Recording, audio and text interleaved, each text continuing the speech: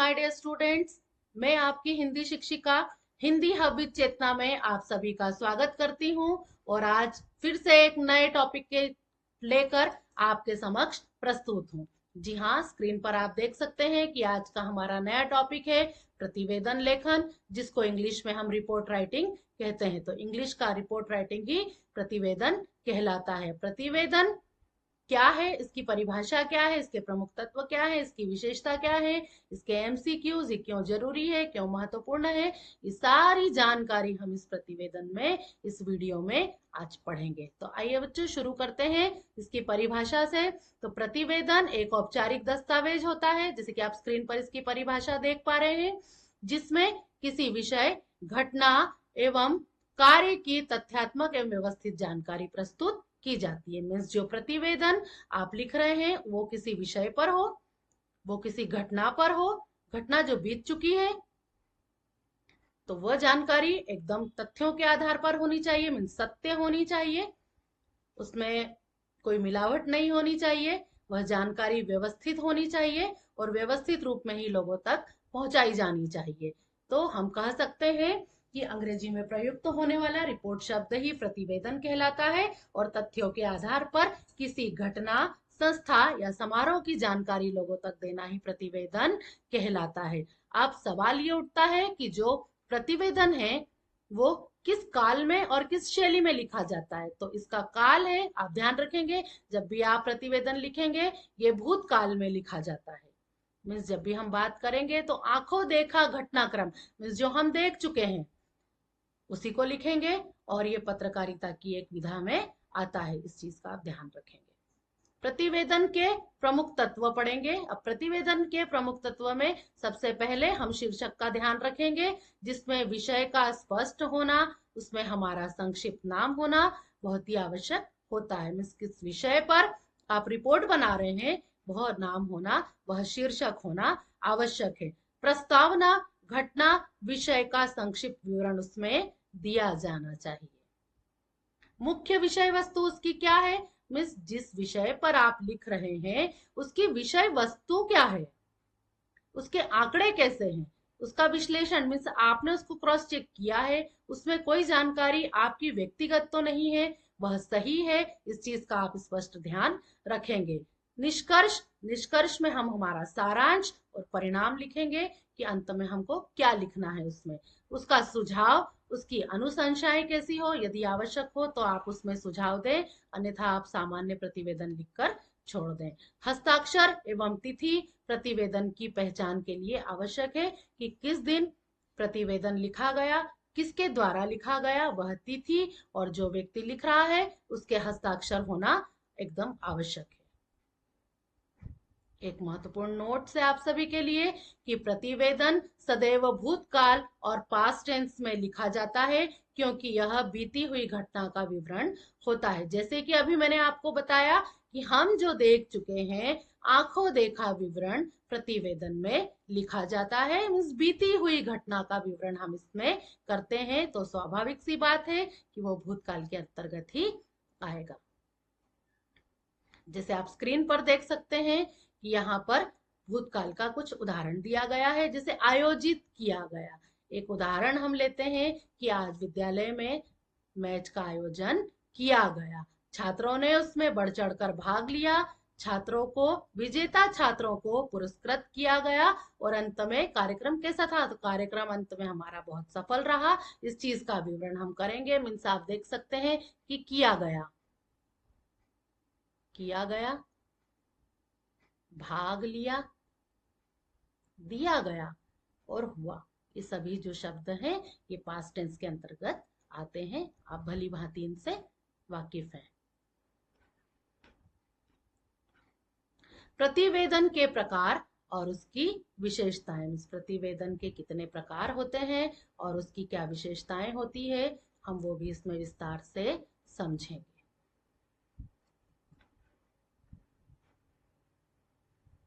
समाचार प्रतिवेदन, पहला इसका प्रकार जो है वो समाचार प्रतिवेदन है। किसी घटना की रिपोर्ट जैसे दुर्घटना, अगर किसी ने दुर्घटना देखी हो, कोई दुर्घटना हुई हो, तो मेले में अगर हम गए हैं, हमको उसकी रिपोर्ट बनानी है। कोई प्रतियोगिता आयोजित की गई है, जैसे आज विद्यालय में कविता पाठ का आयोजन किया गया, तो उसकी प्रतियोगिता के लिए भी आप समाचार प्रतिवेदन में इसको समाहित कर सकते हैं। जांच प्रतिवेदन, किसी समस्या या घटना की आधिकारिक जानकारी देना। कोई भी समस्या हो, कोई घटना हो, उसकी आधिकारिक जांच करके उसकी रिपोर्ट तैयार करना जांच प्रतिवेदन के अंतर्गत आता है। वार्षिक प्रतिवेदन, किसी संस्था अथवा विद्यालय की वर्ष भर की रिपोर्ट तैयार करना, कि वर्ष भर में विद्यालय में किसी संस्था में क्या क्या कार्य किए गए, उसकी एक पूरी रिपोर्ट तैयार करना प्रतिवेदन के अंतर्गत आता है। प्रशासनिक प्रतिवेदन, शासकीय कार्यों में भी इसका प्रयोग किया जाता है। सरकारी विभाग या कार्यालय से संबंधित रिपोर्ट प्रस्तुत करना प्रशासनिक प्रतिवेदन के अंतर्गत आता है। अब प्रतिवेदन की विशेषताएं क्या है, चलिए हम वो भी देख लेते हैं। तथ्यों के आधार पर हो, केवल सत्य एवं प्रामाणिक जानकारी हमें इसमें लिखनी चाहिए। जो सत्य है आंकड़े, हमें वही लिखना चाहिए। जो प्रामाणिक हो, हमें वही इसमें लिखना चाहिए। सबसे महत्वपूर्ण विशेषता है इसकी कि ये कैसा हो, स्पष्ट हो, इसकी भाषा सरल हो, सीधी हो, मीन्स घुमा फिरा कर बातों का वर्णन नहीं किया जाए, और भाषा कैसी हो, एकदम स्पष्ट हो। इस चीज का हमें ध्यान यहाँ पर रखना है। संक्षिप्तता, हमें रिपोर्ट बहुत बड़ी तैयार नहीं करना है और अनावश्यक विस्तार से बचना है। निष्पक्षता, मीन्स जब हम रिपोर्ट तैयार कर रहे हैं, हमें वह रिपोर्ट बिना किसी पक्षपात के तैयार करनी है। इस चीज का आप ध्यान रखेंगे।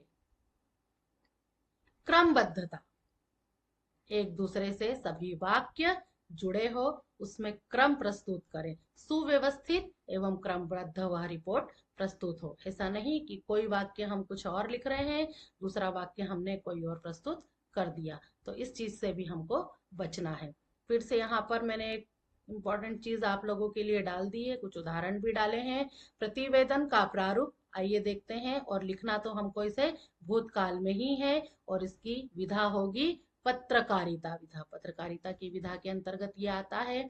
जैसे कि आप एक उदाहरण स्क्रीन पर है और आप इसे देख सकते हैं कि विद्यालय में आयोजित वार्षिक खेल उत्सव के लिए एक प्रतिवेदन तैयार कीजिए। तो सबसे पहले ये हमारा शीर्षक हुआ, शीर्षक के बाद हमने दिनांक डाली है यहाँ पर, दिनांक के बाद प्रस्तावना, मीन्स वो किस चीज के लिए है। तो 1 मार्च 2026 को विद्यालय प्रांगण में वार्षिक खेल उत्सव का भव्य आयोजन किया गया। ये आ गया आपका भूतकाल, आप देख सकते हैं यहाँ पर। प्रधानाचार्य ने कार्यक्रम का उद्घाटन किया, फिर वापस से वही आंखों देखा हाल जो आपने देखा है। समस्त छात्रों ने उत्साहपूर्वक भाग लिया, विजेताओं को पुरस्कार प्रदान किए गए, वापस से आप देख सकते हैं इसको। कार्यक्रम सफलतापूर्वक संपन्न हुआ, और नीचे जिसने यह प्रतिवेदन लिखा है उनका नाम यहाँ पर लिखा गया है।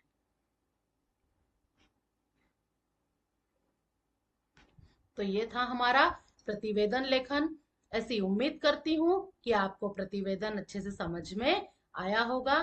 क्या चीज समझ में आई, क्या अच्छा लगा, क्या नहीं समझ में आया, आप मुझे कमेंट्स बॉक्स में कमेंट्स करेंगे और बताएंगे। आपके जो भी डाउट्स हैं उसे मैं कोशिश करूंगी कि पूरा करूं। तो मिलते हैं अगले वीडियो की ओर, तब तक के लिए गुड डे।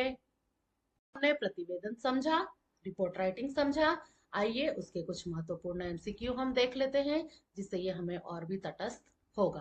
प्रतिवेदन का मुख्य उद्देश्य क्या होता है? तो प्रतिवेदन का मुख्य उद्देश्य है किसी घटना या किसी विषय की जानकारी देना, इसीलिए इसी उद्देश्य से हम प्रतिवेदन लिखते हैं। प्रतिवेदन में सबसे पहले क्या लिखा जाता है, सबको पता है, आप सब जानते हैं, अभी बताया मैंने। प्रतिवेदन में सबसे पहले हम शीर्षक लिखते हैं।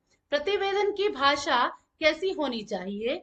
तो प्रतिवेदन लिखते समय हमें एकदम स्पष्ट भाषा का, सरल भाषा का और तथ्यों के आधार पर लिखा हुआ होना चाहिए। मीन्स उसकी भाषा एकदम स्पष्ट और सरल होनी चाहिए। औपचारिक प्रतिवेदन किसे भेजा जाता है? औपचारिक प्रतिवेदन उच्च अधिकारी या संस्था को भेजा जाता है। प्रतिवेदन के अंत में क्या होता है? तो प्रतिवेदन के अंत में निष्कर्ष और हस्ताक्षर होते हैं। समाचार पत्र के लिए लिखा गया प्रतिवेदन कहलाता है।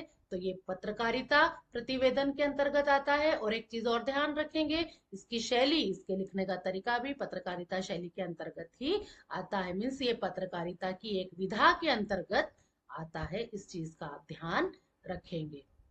प्रतिवेदन में तिथि का उल्लेख क्यों किया जाता है? तो प्रतिवेदन में घटना की प्रामाणिकता और समय निर्धारण के लिए तिथि का उल्लेख किया जाता है। निम्नलिखित में से कौन सा प्रतिवेदन का प्रकार नहीं है? तो काल्पनिक प्रतिवेदन जो है वो प्रतिवेदन का सही प्रकार नहीं है। नहीं है पूछा गया यहाँ पर, आप ध्यान रखेंगे इस चीज को।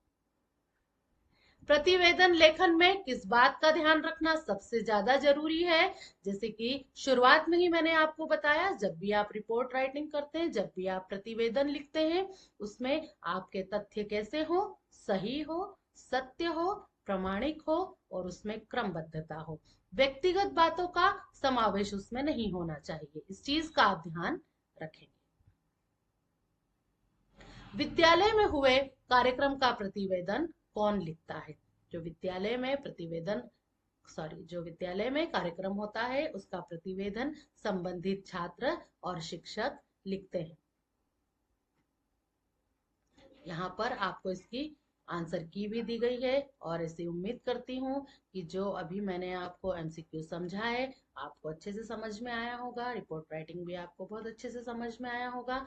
फिर भी अगर आपको कोई डाउट है, कोई चीज समझ में नहीं आ रही है, आप मुझे कमेंट बॉक्स में लिखेंगे और आपके डाउट्स मैं क्लियर करने के लिए रहूंगी।